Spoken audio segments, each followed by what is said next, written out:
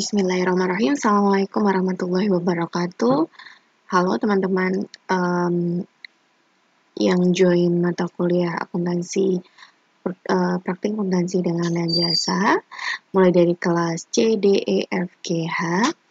Untuk pertemuan di minggu kelima ini, kita akan membahas tentang bagaimana caranya menyelesaikan, menganalisis, mengidentifikasi bukti transaksi 31 sampai dengan 40 ya, yang sudah kalian kerjakan di minggu keempat. Di sini Bu Dani akan menjelaskan bagaimana cara menganalisis transaksinya dan overview bagaimana caranya untuk melakukan pencatatan dalam jurnal maupun buku besar pembantu, begitu ya teman-teman, atau mungkin buku cek kalau memang membutuhkan pembuatan buku cek.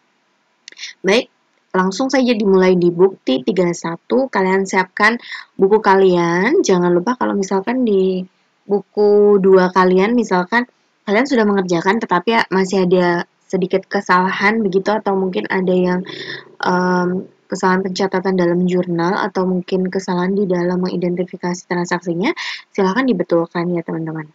Karena kemungkinan besar nanti di minggu ini Bu Dani akan menyuruh kalian untuk mengupload hasil pekerjaan kalian ke kelas Open Learning. Bukti 31 ini adalah seperti biasa, nama buktinya adalah perintah penarikan cek, kemudian penarikan cek ini ditujukan kepada PT Dana Reksa dari Tuan Bagas ya, dari ownernya untuk keperluan pembayaran utang hipotek dengan pokok utang sebesar Rp23.500.000 dan juga atas utang hipotek itu ada bunga yang harus kita bayar juga senilai Rp2.000.000. Nah, bagaimana cara mencatatnya? Karena ini perintah penarikan cek, pertama kali yang perlu dibuat adalah buku cek. Jadi buku cek ini nanti diurutkan sesuai dengan nomor cek yang sudah kalian isi teman-teman.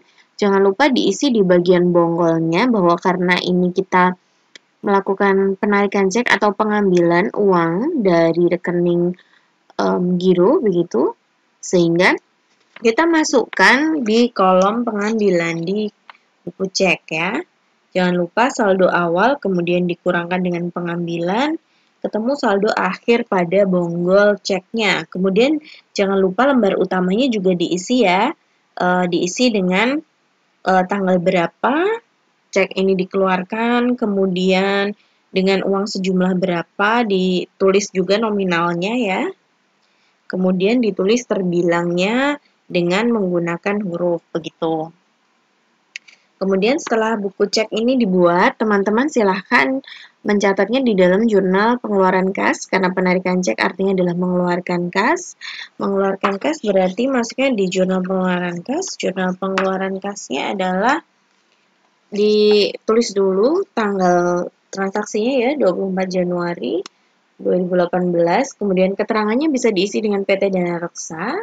Kemudian dengan nomor ceknya ya. Nomor ceknya disesuaikan dengan buku cek yang tadi kalian buat.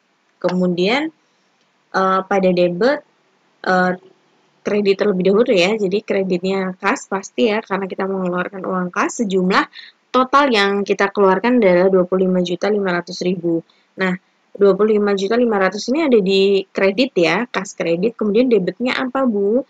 Debitnya yaitu utang hipotek ini ya teman-teman. Jadi utang hipoteknya senilai Rp23.500.000 pada debit ya, karena kita membayar pokok utangnya sehingga utangnya berkurang di debit. Kemudian karena kita dibebani dengan bunga berarti ada biaya bunga ya. Biaya bunganya adalah sejumlah 2 juta juga pada debit gitu. Bertambah. Kemudian teman-teman di bukti 32 ya, kita move ke bukti 32. Ini adalah bukti transaksi memo debit ya. Ingat, kalau memo debit berarti ini adalah noda dibeli atau nota debit untuk retur pembelian. Jadi ini adalah retur pembelian yang dikeluarkan oleh UD Bagas kepada CV Sinsei ya. Jadi kita mengembalikan sejumlah rantai motor yang kita beli dari CV Sinsei karena mungkin tidak sesuai dengan spesifikasi atau mungkin barang rusak dan lain sebagainya, sejumlah 185.000, atau kita melakukan transaksi retur pembelian ya. Retur pembelian ini dicatat hanya bisa pada jurnal umum karena kita tidak mengeluarkan uang kas sama sekali di dalam mengembalikan ini, ataupun juga tidak diberikan kembalian dalam bentuk uang kas tunai ketika kita mengembalikan karena pembeliannya dilakukan secara kredit. Fakturnya adalah nomor 390. Jadi ini transaksi pembelian awalnya adalah pembelian secara kredit, sehingga retur pembeliannya hanya bisa dicatat di jurnal umum. Pada jurnal umum, teman-teman jangan lupa karena ini retur pembelian berarti ada hubungannya dengan utang dagang. Ketika kita mengembalikan berarti utang dagang kita berkurang ya teman-teman, karena ada barang yang berkurang ya dari rekening kita, dari rekening utang kita. Seperti itu. Sehingga jurnal umumnya adalah retur pembelian pada apa teman-teman?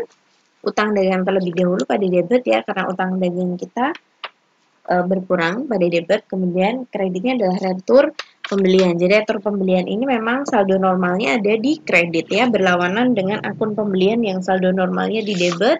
Retur karena sifatnya mengurangi berarti dia ada di kredit, begitu ya teman-teman.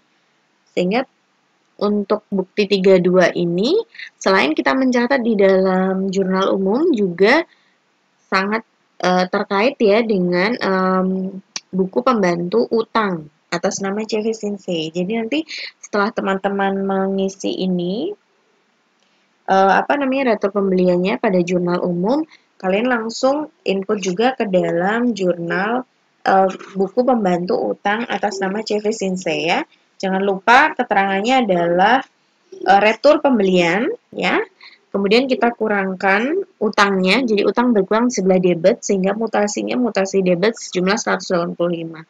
Jangan lupa dicatat pada saldonya adalah saldo kredit karena saldo kredit pada buku pembantu utang ini adalah sesuai dengan saldo normal utang yang dikredit.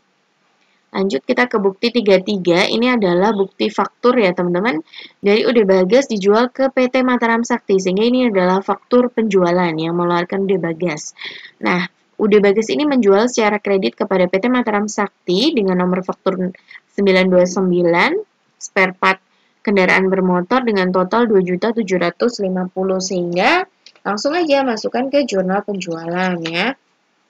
Pada jurnal penjualan kita catat tanggal, kemudian nomor fakturnya, kemudian rekening yang dikredit adalah rekeningnya PT Mataram Sakti dengan diinputnya pada kolom penjualan barang, karena ini adalah spare part, ini bentuknya barang.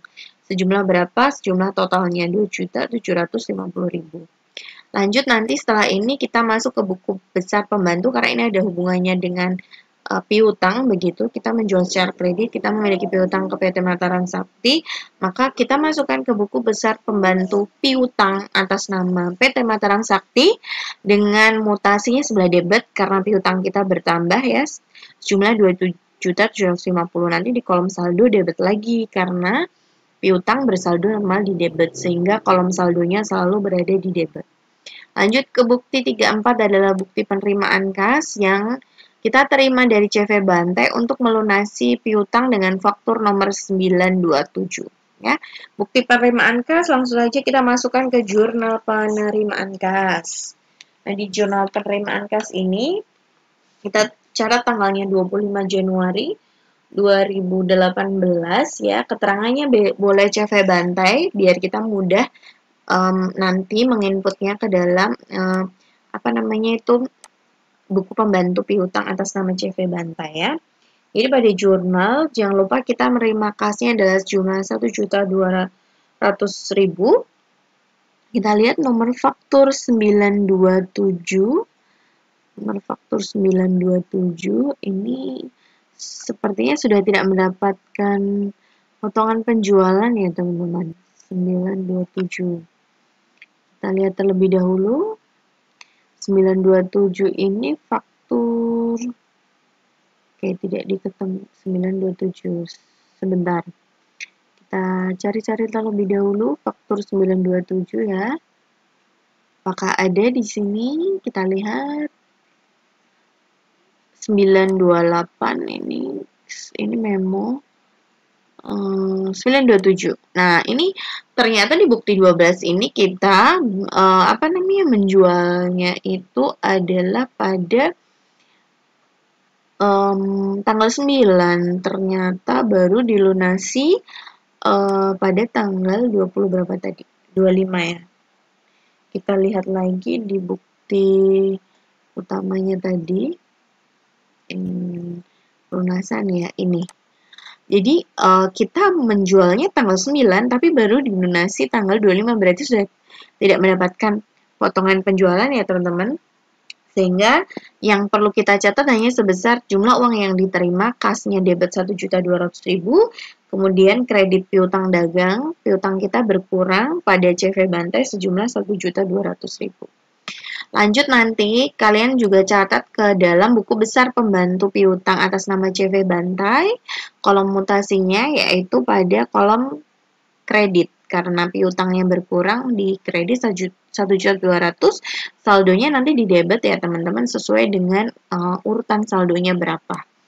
Bukti 35 adalah bukti memo kredit. Ini berkebalikan dengan tadi. No K dijual, jadi nota debit atau memo kredit. No K dijual. No nota kredit untuk retur penjualan.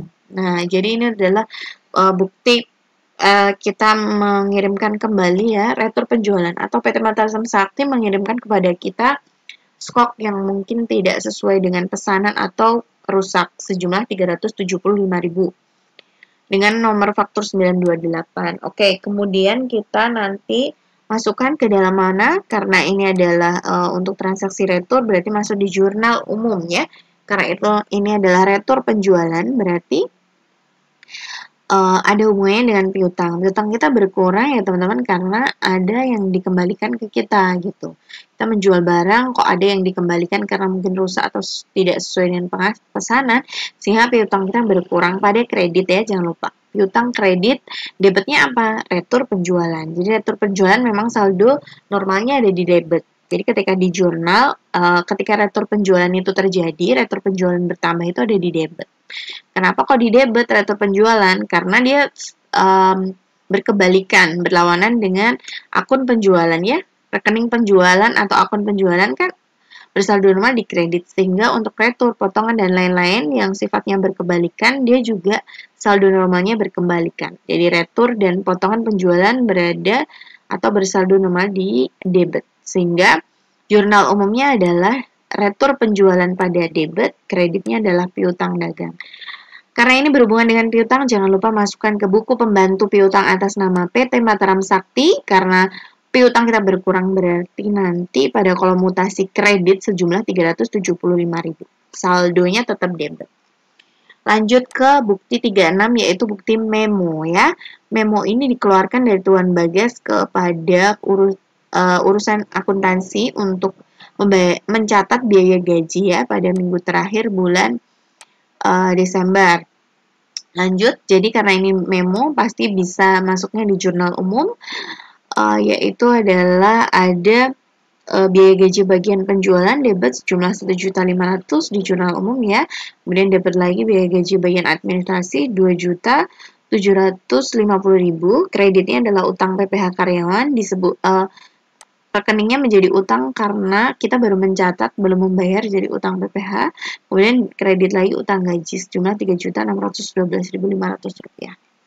Oke, lanjut ke bukti 37 perintah penarikan cek. Jangan lupa membuat buku ceknya terlebih dahulu untuk membayar utang gaji ya. Jadi setelah kita catat pada memo di bukti 36, bukti 37 ini untuk membayar. Jadi kita udah membayar. Oke, kita membayar pada tanggal 27 ya. Kita masukkan ke buku cek. Jangan lupa nanti di kolom pengambilan kita mengambil uang sejumlah 3.612.500 rupiah. Kemudian setelah kita masukkan ke buku cek, kita masukkan ke jurnal pengeluaran kas. Karena penarikan cek berarti mengeluarkan kas. Pada pengeluaran kas berarti kasnya ada di kredit, teman-teman. Debitnya ada apa aja tadi utangnya? Utang PPh karyawan 6.300 Rp637.500, kemudian debit lagi utang gaji. Jadi ini utang-utangnya berkurang di debit karena sudah kita bayar ya.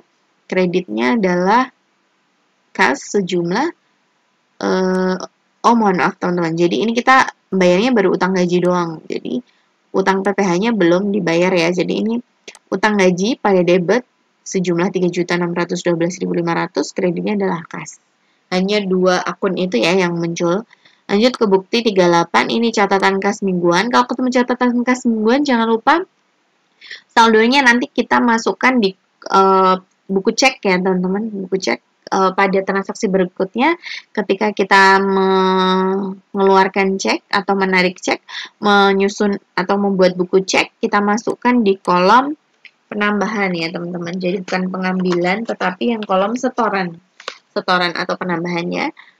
Catatan kas mingguannya sebesar total yang diterima 33 juta dari penjualan barang dan penjualan jasa. Sehingga kita masukkan saja ke jurnal penerimaan kas ya. Pada debit kasnya sejumlah 33 juta karena ini di store ke bank ya. Kemudian kreditnya adalah penjualan barang dan penjualan jasa. Penjualan barangnya sejumlah kredit Rp26.500.000. Penjualan jasanya kredit Rp6.500.000. Lanjut ke bukti 39 adalah bukti perintah penarikan cek lagi. Ini adalah uang muka untuk pembelian kendaraan sejumlah 230 juta, sisanya dibayar dengan wesel berjangka. Jadi kita memiliki utang wesel nanti ya teman-teman. Kita membeli kendaraan total harga 230 juta dan sisanya dibayar dengan wesel. Jadi kita bayar tunainya 100 juta dengan menarik cek. Kemudian 130 jutanya dibayar dengan wesel sehingga kita memiliki utang wesel. Maka kita perlu mengeluarkan perintah penarikan cek, pengambilannya hanya sejumlah 100 juta saja teman-teman ya.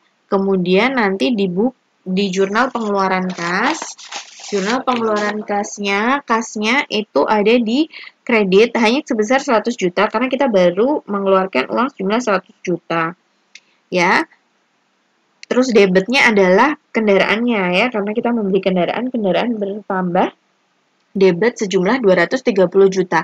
Berarti masih ada selisih 130 ya teman-teman. 130 itu adalah utang wesel. Jadi utang wesel kredit sebesar 130 juta. Diulangi lagi, pada debit ada kendaraan debit sejumlah 230 juta, kreditnya ada dua akun. Akun yang pertama adalah kas kredit sejumlah 100 juta, kemudian utang wesel kredit sejumlah 130 juta. Lanjut ke bukti 40 ya. Bukti 40 ini adalah perintah penarikan cek lagi. Jangan lupa mengeluarkan buku cek untuk pelunasan utang dagang kepada PT Kinanti ya. Jadi masuk di kolom pengambilan nanti sejumlah 1.675.000 kita masukkan ke jurnal pengeluaran kas. Kita lihat PT Kinanti ini transaksinya tanggal berapa ya teman-teman. Kita lihat terlebih dahulu. Untuk jurnal pengeluaran kasnya, jadi ini karena kita melunasi utang dagang, berarti utang dagangnya ada di debit ya teman-teman. Ternyata ini sebenarnya tidak ada potongan dan lain-lain, jadi hanya utang dagang pada debit sejumlah 1.675.000 ya. Kemudian kreditnya kas sejumlah 1.675.000, tidak ada potongan dan lain sebagainya. Sehingga nanti setelah kita melunasi utang dagangnya ini, berarti kita masukkan juga ke buku pembantu utang atas nama PT Kinanti ya. Utang dagangnya karena dilunasi berarti berkurang, jadi mutasinya nanti ada di debit sejumlah 1.675.000, saldonya tetap dikredit sesuai dengan saldo normal dan dihitung sesuai dengan saldo terakhir pada transaksi tanggal 29 Januari 2018 di bukti 40 ini. Oke teman-teman, Bu Dani rasa cukup. Bukti 31 sampai 40 sudah cukup Bu Dani jelaskan. Jika masih ada pertanyaan atau ada sesuatu ganjalan yang sekiranya kok tidak sesuai dengan pekerjaan teman-teman, silahkan ditanyakan di WhatsApp grup. Kurang lebihnya mohon maaf. Assalamualaikum warahmatullahi wabarakatuh.